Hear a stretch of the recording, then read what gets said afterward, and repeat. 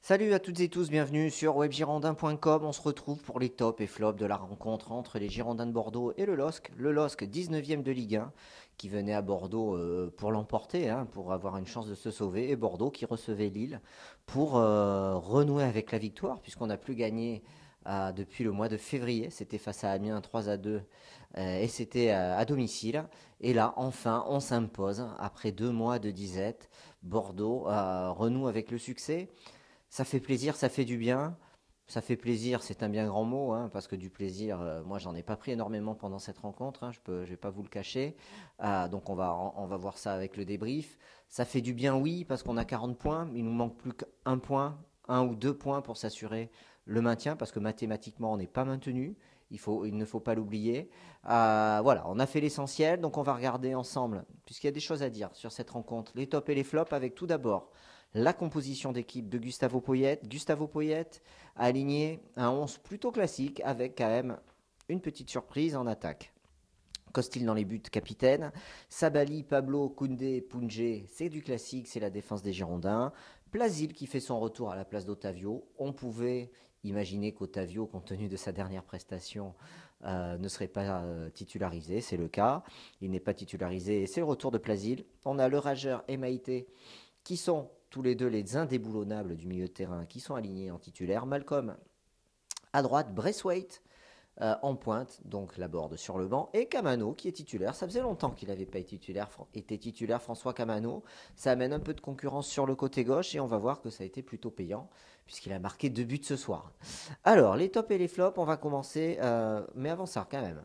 Un petit mot sur la première mi-temps catastrophique des Girondins et sur le déroulé du match. On a fait 40 minutes indigne du maillot au scapulaire.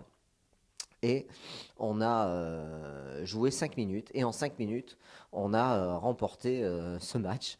Puisque même si on était mené au score, c'est 5 dernières minutes de la première mi-temps qui nous permettent d'égaliser et de prendre l'avantage. Et ensuite, le score n'évoluera plus jusqu'à la fin de la deuxième période, donc la fin du match. Et à noter que Lille a joué à 10 à partir de la 69e minute, me semble-t-il, après l'expulsion de Mendes, donc ce qui a facilité la tâche aux Girondins, et je ne vais pas m'en plaindre, on ne va pas s'en plaindre.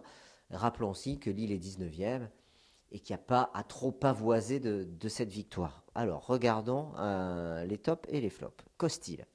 Bon match de Costil, j'ai pas grand chose à dire. Je trouve qu'il devrait un peu plus haranguer ses joueurs en tant que capitaine. Qu'il l'ouvre un peu plus, ça me ferait plaisir. Et sinon, bon, il a fait un match correct. Voilà. Sur le but, il peut pas grand chose. Et il n'a pas eu de sauvetage à faire, ni d'arrêt déterminant à faire. Punjé, match correct aussi de sa part, j'ai pas grand chose à dire. Il a assez peu débordé quand même sur son côté gauche. A fait quelques incursions et quelques accélérations dans le camp adverse. Certaines plutôt bénéfiques pour essayer d'accélérer le jeu, mais il était un peu trop seul à vouloir le faire. Donc bon match de Punjé, mais pas top. Sabali, match correct de sa part. Je trouve qu'il n'a pas assez combiné avec Malcolm, même s'il a un peu plus apporté le danger que son homologue du côté gauche. Il est un peu plus monté. Voilà, c'est un match correct de Sabali une nouvelle fois. Pablo, bon match de Pablo, j'ai pas grand chose à dire. Match sérieux sur le but lillois. Alors le joueur qui marque du côté lillois est pris en charge par Jules Koundé et non pas par Pablo. Voilà, si c'est ce petit moment d'inattention où le joueur adverse était entre lui et Koundé, voilà. Mais sinon, le match a été plutôt sérieux dans l'ensemble et il stabilise vraiment la défense. Koundé, match correct, à part le but, il a fait un très bon match. Après, il n'est pas dans les tops non plus, mais le match a été correct. Voilà, pas de quoi s'extasier, mais il a fait le boulot et ça fait plaisir de la part d'un jeune du club. Plasil, bon match de Plasil. Alors, les commentaires d'après-match. Alors là, je tourne, le match est terminé depuis 10 minutes. Un quart d'heure, on dit Plasil, Plasil. Oui, Plasil a été bon.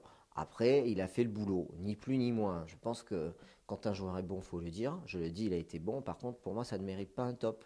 Il a donné le tempo. C'est sûr que par rapport à Otavio la semaine dernière, il y a du changement, mais ça ne fait pas oublier toutes les mauvaises prestations. Ça n'efface pas tout, donc moi je vais rester mesuré. Match correct de Plasil, bon match de sa part. Voilà.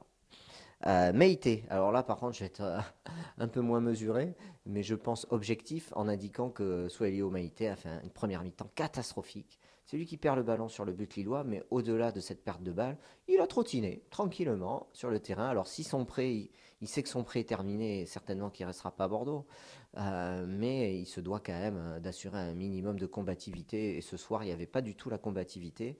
Et donc c'est un gros flop Meïté pour moi, et le coach l'a sorti à la mi-temps, et c'est un bon choix de la part du coach. Il a été remplacé par Sankaré, qui lui a fait une entrée plutôt correcte. Voilà, pas plus de commentaires à faire sur l'entrée de Sankaré, qui n'a pas démontré des qualités énormes, mais qui a bien participé au jeu et à la conduite du jeu et des contre-attaques. Voilà.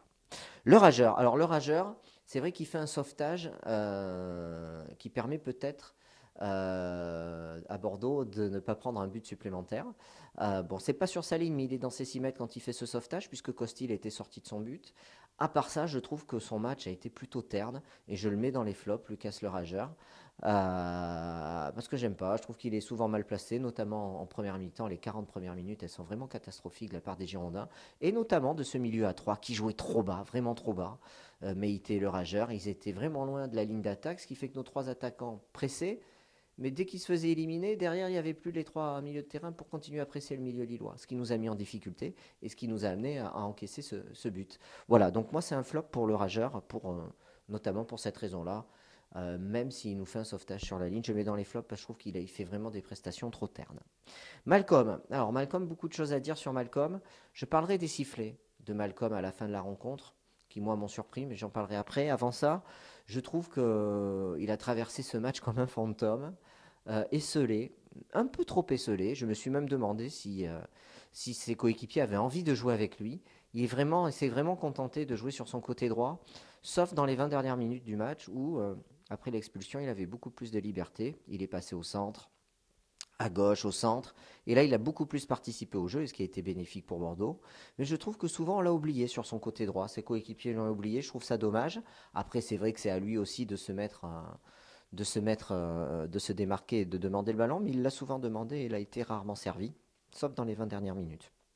Donc ça, c'est un fait qui m'a interpellé. Et il est sorti sous les sifflets et remplacé par la Borde dans les arrêts de jeu, je crois, de la rencontre. Voilà, donc les sifflets pour Malcolm, j'avoue, je comprends pas. Je comprends pas pourquoi le Matmut siffle ce joueur. C'est notre joueur le plus décisif de la saison. Celui qui marque le plus de buts, celui qui a fait le plus de passes décisives. Alors oui, il est un peu moins bien comme toute l'équipe, mais je trouve qu'on n'a pas le droit de siffler Malcolm comme ça à Bordeaux. Alors qu'est-ce qui ne plaît pas au jeu? Il est trop bon pour Bordeaux, c'est ça? Euh, je trouve que ce qu'on devrait siffler, s'il y a des gens à siffler, puisqu'il y a des siffleurs dans le stade, c'est plutôt ceux qui ne savent pas utiliser Malcolm et les qualités de Malcolm pour en faire bénéficier toute l'équipe. Et ne pas arriver à mettre dans les meilleures conditions un joueur de cette qualité, un joueur de cette qualité technique, le joueur le plus décisif de notre équipe, je le redis. C'est plutôt eux qu'on devrait siffler, parce que c'est quand même scandaleux de pouvoir utiliser Malcolm comme il faut pour qu'il puisse apporter au jeu des Girondins comme il doit apporter, parce qu'un joueur comme ça doit apporter plus. Alors oui, peut-être qu'il a la tête ailleurs, oui, mais je trouve que ces sifflets sont injustes et je ne les comprends pas. Et c'est oublier un peu vite tout ce qu'il a apporté aux Girondins. Et je pense que les vrais responsables de la prestation de Malcolm, alors il y a peut-être lui qui a une baisse de régime, mais il y a surtout ses coéquipiers, le coach, qui se contente de le laisser sur son couloir inlassablement. Et c'est vrai que quand il est sur son couloir, il a 2 voire 3 gars qui viennent bloquer. Donc c'est pas plus compliqué que ça.